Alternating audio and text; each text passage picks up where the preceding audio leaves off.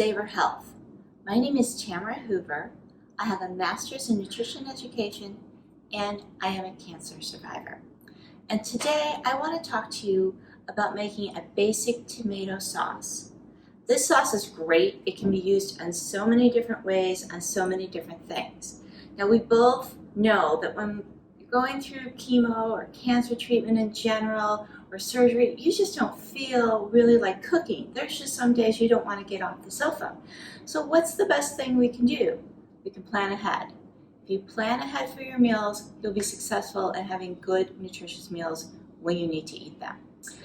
This sauce came to me from a good friend's mother in Italy. So hopefully I can share the love of her Italian kitchen to you. All right?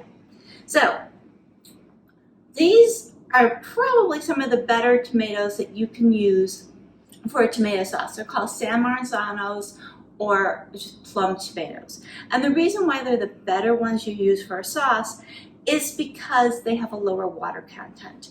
If you don't have these type of tomatoes, any tomato will do.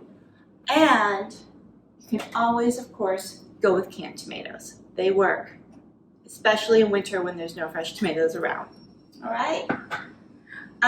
Another ingredient is going to be garlic. I like to take my garlic and peel a bunch of it at a time and keep it sealed in the refrigerator. I use enough of it that I can do that. If you don't feel like you use enough, just keep a whole head of garlic and use it as you need. But I've already had mine peeled and in this container. Also in this will be chopped chopped onion.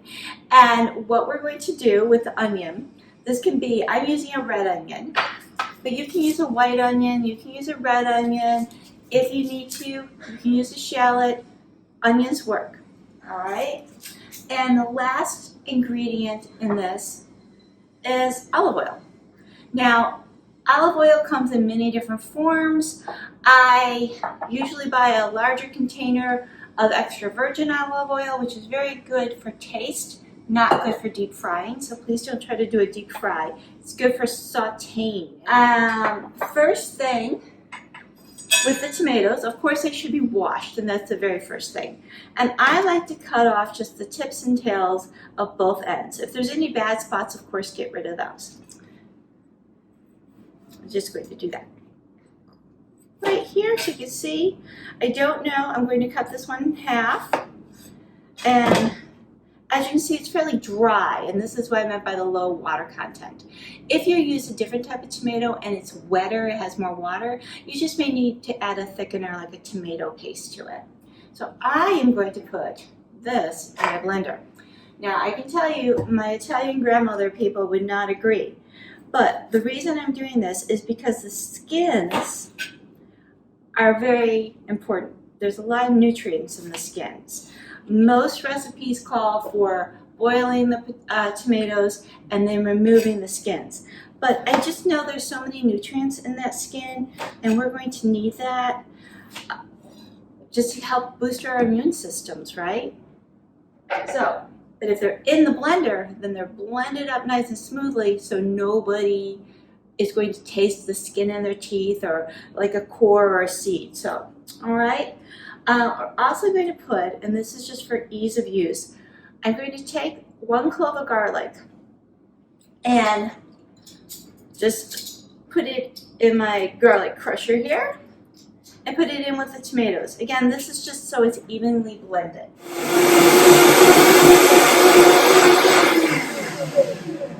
There we go. Okay. You can kind of see from this that it's very pink looking, and that I'm going to pour a little bit over here into this bowl, a little pinky, but you're not seeing any seeds and you're not seeing any skins. Okay? All right, now it's time to saute the onions. I'm going to put the burner on to a medium high to start. You may move that to medium. I'm going to add my 2 tablespoons of olive oil.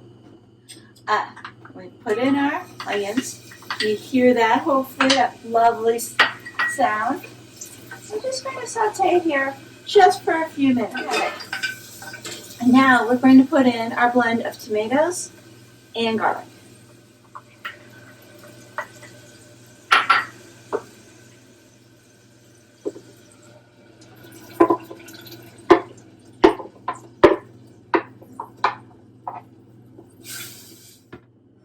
And what we really want to do here, since we're not going to be eating it right at this second, you want to bring it to a low boil.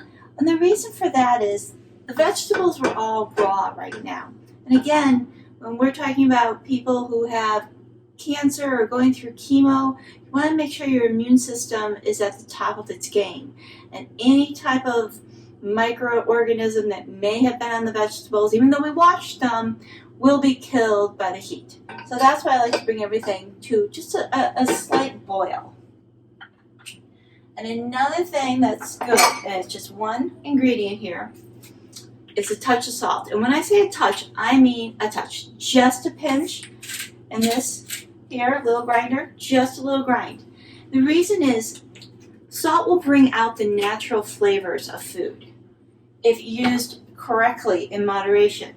If there's too much and it tastes salty, then it's not bringing out the flavors, it's overpowering the foods. We don't want to overpower the food, we want to bring out the natural flavors. A little boil.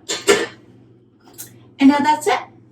And what I would do, if I did want to eat it, like in the next day or two, if I wanted to use it then, I would just put it in a container and keep it in the refrigerator until I was ready to use it. However, if I want to use it, let's say in the next 3 months, the next 6 months, this easily freezes. Let it cool completely. Put it in your freezable containers. Mark it with what it is and the date.